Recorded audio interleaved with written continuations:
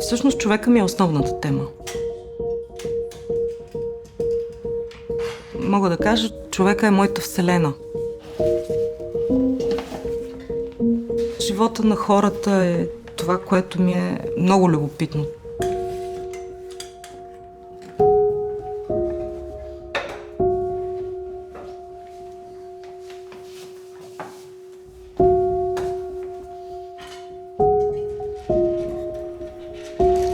Не беше очаквано дори за мен самата да захвана някакви концептуални серии. Буквално експериментирам с себе си, с жанровете, в които се опитвам моето въображение да е водещо, вътрешния ми свят да е водещ. Едната част от темите са ми лични, едната част са ми социално ангажирани. Темата за природата на жената. Това няма как да го снимам документално. Започнах да го измислям, да го режисирам концептуално.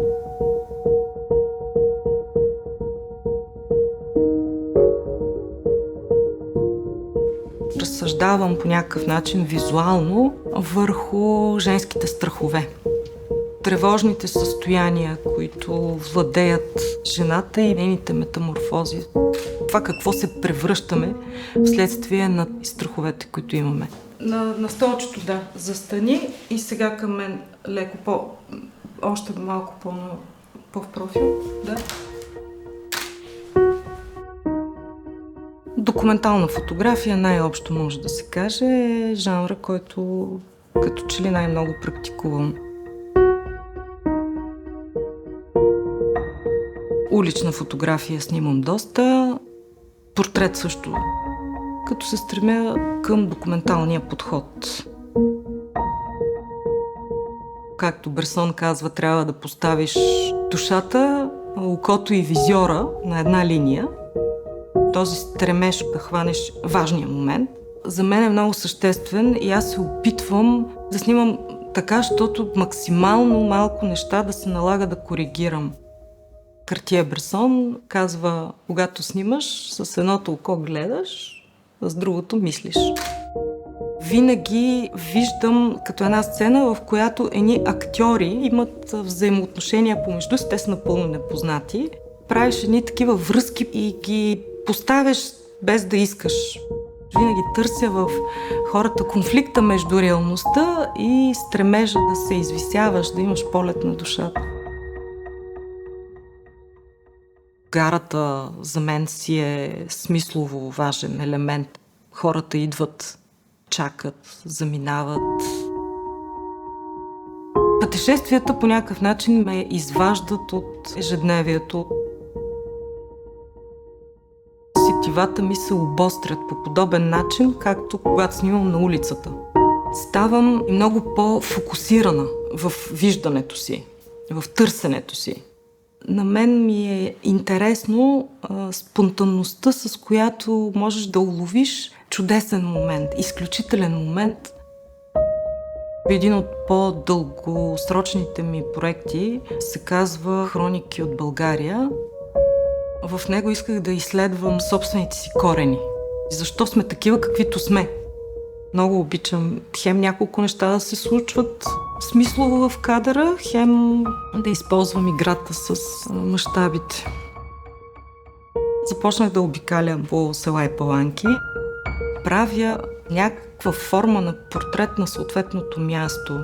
Една такава палитра от начина на живот, от местата, от начина, по който изглеждат съответно хората.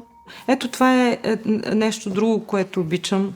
Смесването на отражения. В тази снимка има радост, има хоро, има тъга, има мечта, има назидание. В един проект "Носталгия" изследвах малцинствени групи, за които има наложени стереотипи в обществото. Дали ако човек погледне по-интимно в живота на тези хора, тези стереотипи могат да бъдат преодоляни чрез един визуален наратив.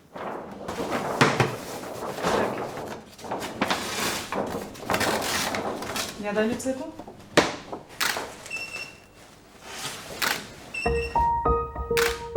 Имам една серия портрети зад микрофона, в която правя портрети на радиоводещи. Те могат да въздействат само чрез гласа си. И мен винаги ми е било любопитно как изглежда този човек, който слушам всеки ден.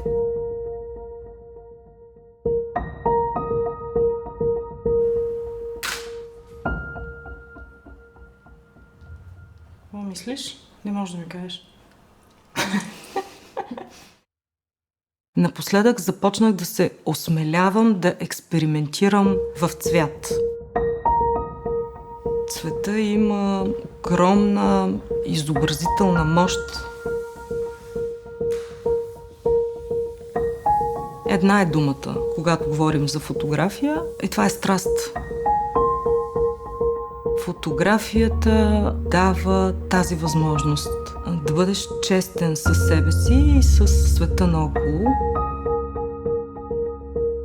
Тя е начин не само да изразяваш себе си, но и да общуваш със света.